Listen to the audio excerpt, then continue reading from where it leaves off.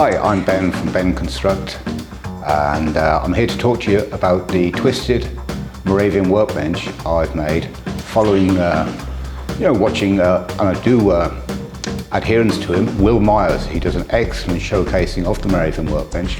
I've made several changes on mine, but the basic concept is actually exactly the same as Will Myers has done already previous to me. So my hat's off to him, and I'll show you what mine does, which is slightly different, and it's brought in a few more curves into design. And one of the reasons I chose the design is its mobility and its shape does lend itself to being carved. So I have a background in shipwrighting, and I've incorporated some of the skills in the shipwrighting along with your normal carpentry skills. Okay, talking to you about the front first.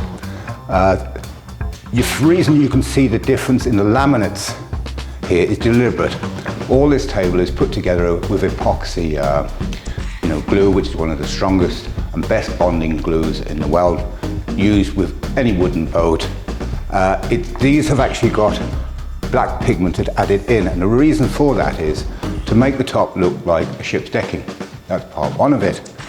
And that same threads of black glue running through it is a deliberate thing by me, and it does the same on the legs, which we'll show you just now, and on the stretchers. It's got the same feature, so everything hopefully will have tied in, as a design.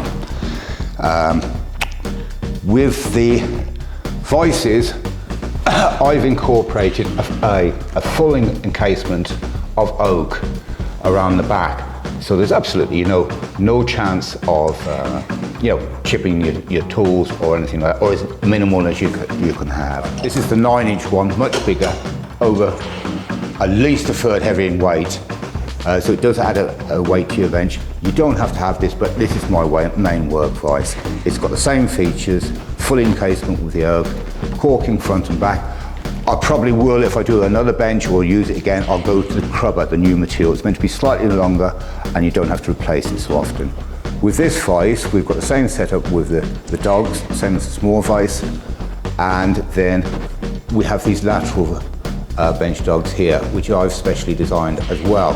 Now these have got the push-pull feature, so you push in and push to pull, it comes out. They've got this tiny groove in, so you can pull them out. We've been through this before, and this is just terrific, adjustable to whatever thickness of wood you've got, and then chuck them out of the way. And we have those down the bench for short pieces of wood either side of the vise, slightly longer pieces of wood, and then again end of the vise. And this is where, if you haven't seen me do this before, long piece of wood, it's a bit wobbly at the end, pop that, pull it out, and you can take anything metal, retrieve your magnetic push-pull, drop that out of the way, in goes your holdfast. Do you know what I mean? These are terrific, these work really well. This is one I've made myself. Now, despite my little bit of rough carving here, which just makes it look like a nice piece, all it is, guys, instead of paying £30 for a metal one, which admittedly do work very well, this one now is all wooden show, so you don't, another thing that's not metal on your bench. All it is a 15 degrees ogre drilling in here. That surface there is paralleled with this surface here. So the force coming down, it gives you a flat surface to clamp your work. Again, doesn't bruise it. If we want to get fancy with this, I can add a little bit of a crubber or a leather pad on that so it doesn't bruise your work even more, and also provides grip. That's how that was put together for me. There's a lot of people doing showcasing these on the net that I can promise you now they work excellently. Need a bit wider piece of wood to clamp, make it out a little bit longer. If you don't go more than 7 inches here, guys, they don't break, that's for sure. And if you do want to span it further, you possibly will have to go to a metal fixture. But as I said, they're 30 quid a time. This you can make in 20 minutes if you don't do any of the carving. That's how good those are. We've got a full bench dog layout throughout the front of the bench, partially through the back for wide pieces here. And the same configuration works in front of the face vise right to the back as well. So, and with the bench dogs themselves, we've got special features. We've incorporated push-up dogs, which, as you see, just come out and they've got the flat face so you don't bruise your work on them, and you can adjust them to any height you want. Turn them over and you get no dust jamming up your holes, and it remains a flat workbench. We've got some special ones opposite the face vise. Now, because the plate of the face vise goes under the bench, you cannot drill through. And you notice how these ones work. To get them out, you just push them up from underneath and you can do whatever you feel like with them. With these ones, because of the metal plate underneath, you can't drill through your bench. So we have like a push-up, a pop-up one, but it's also incorporated the same features as these ones, because it's got the little bullet catch on. And what that allows you to do, previous to this, the pop-up ones you can't adjust the height with. With these you can. And you'll notice a couple of things that I've done to incorporate this. You see there's a little track around there, and the reason for that is the pop-up won't pull it all the way up. So you just need a little grip to be able to pull it up and flip her over, and again you've got your flat face. Now, when that one goes in, you can now adjust it all the way down to whatever measurement you want. Sometimes the spring on it won't allow you to go down. I'll show you a quick trick here as to what you do. Just take a pencil. This might not be long enough. Find a longer pencil. Or this. And if you depress the trigger on that one, you'll find you've then got a fully adjustable one to any level you want. And then, of course, when you want it back up, click the regulator the other way and you again can pick it up, turn her over, no more dust again. Now, working our way through to the tool tray, which is, I've designed this also myself. It's got the big rectangular area here as your main base, which is deep enough to drop your planes in, chisels, whatever you have in there, another chisel. And then these dishes, the shallow dish is for, a pencil or a ruler or small bit or little, fixings such as screws. Again, it'll stay flush. Loans itself to the timbers going right over the top. And then I've got a handy screwdriver stuck in that hole there. On the other side, I've got my calipers, I've got my square, whatever it is. And this area is actually, you can fit your, I think it's, an A4 pad in here, and it can go below the surface again. So that's why that's the depth. It's rectangular to shape the table. I've got rounded corners on the back because I don't work on this side of it, and it just means you don't be bumping your hip into that. That's why that's rounded. So that's that layout there, and we'll do a quick demo on the little 7-inch vise, which I'm not a massive fan of wagon vise, especially not when you can have this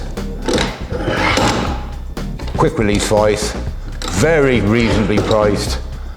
I'm just going to go into detail as to how this little dog was set up. Obviously that goes into a metal dog when you receive it from the factory, but if you unwind this screw, and I'll show you how this is worked, lift that up a little bit, and then you can see I've used a screw insert set into the teak, and that's how that's all reattached together exactly as it was planned to be used, but only in wood, so it doesn't chip your chisel or whatever you're clamping in there or working in, or bruise your wood, the actual work you're doing. Small bench dogs, the 15mm of this same push-up system, very handy. We might increase the size to them or to the 20mm we've got throughout the bench, especially because they're the most used dog, but they're terrific for these small dogs here for catching small pieces. The other thing we've done with this is we've put the caulking on both faces of the vise here, so I often deal with delicate parts and it saves them from getting crushed, both sides as well. I know some people recommend only one side. I recommend both. If you've got delicate work, you don't want to bruise it. that's how that works. You'll notice that it's a flush fit vise. I do all my vices flush fit, and I have my own system for doing them, which we'll go through in another video. So as part of the design of it as well, what I love is when you get a piece of timber from a sawmill, and what they've got is they've got these saw marks in them. Now, although I need a flat piece of timber across the front of this, I deliberately left these grooves in. Unfortunately, by the face vise, it has to be totally flattened. But where possible, I've left this feature into the bench. So you have got a mixture of some parts being planed to make it flat, but I leave this feature in. I think it looks lovely, and it's just stuff you can't buy with money. And it's a free one from nature and from the sawmill, but it's part of my feature. It's deliberately done. Another thing, what I did miss out is the way I've done the corners of the bench and tying the oak face in. And if I open that up there, guys, just take a look down here at the detailing. I've put splines in to reinforce the corners here, because this is going to be a hard wearing surface. And these splines, what have I done? 2 at the top, 2 at the bottom. That's how they're tied in. You've also got a diagonal dowel running into the corner here. Just moving down the bench, I'm going to talk to you about how, and this is one of the biggest differences I've got with Will Mars's Moravian Workbench, is the legs and the stretchers. Now they have the same black pigmented epoxy laminates going into them, and if you look here, this to me, I love the feature of the laminated thing. It does several things, and by the way, this is still the 15 degrees angle that is a Moravian Workbench angle, which gives you that super bond with the mortise and tusk joint here, which I've done my own little bit of shaping those. Now these are slightly different. I might have to knock this out just to demo this. They're not straight, of course, because they fit the groove of the table. What I find with these, because they're not straight and they fit the roundness of the leg, that's all the tap I need to do. They don't come out. So they work well. The roundness works well. Okay, just going to the tool tray now. This has got its own design and features in it. The very handles for them are at 15 degrees, the same 15 degrees as the legs, so they blend into the bench. Now, there's a big difference with this tool tray than some of the ones I've seen. This one just pops out in one. And as you can see, you've got loads of room for your kit. It is very helpful, especially the way I set things up when I take everything to my outdoor work. Everything comes in one. It's a one-hit wonder really with the tool tray. And so I'll just show you how that pops in and out.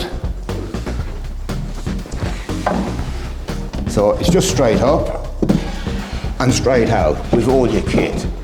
And the way that works, if you look at the bottom of the tool tray, it's got slight indentations in the bottom here. I think I'll put 2 there and 2 at the other side. And going back then to the inner part of the stretchers, they just sit on. I've got 4 cherry dowels at the back and the same underneath this side. And then to put it back in, it's all in one. Straight over, down she goes. Give her a little wiggle, she drops into position. Your job is done there. So that's pretty much it for now about the talk about the Moravian Workbench. I hope you liked it, and thank you for following me and listening to my stuff. This bench, I will just say the one thing about this bench, this is harder to build, more technically driving than some of the other stuff I've done previous to this. And but I am very pleased with the bench. And there's the other thing which I haven't demonstrated here, which is on a later video, is the de-assembly and the erection of the bench. And this is also why I think these are the pierce to the resistance of workbenches. They're damn solid. They can match, the other heavier benches for working with carpentry stuff. And they're light. You've got the mobility. It's brilliant. Thanks again. All my best, Ben from Ben Construct.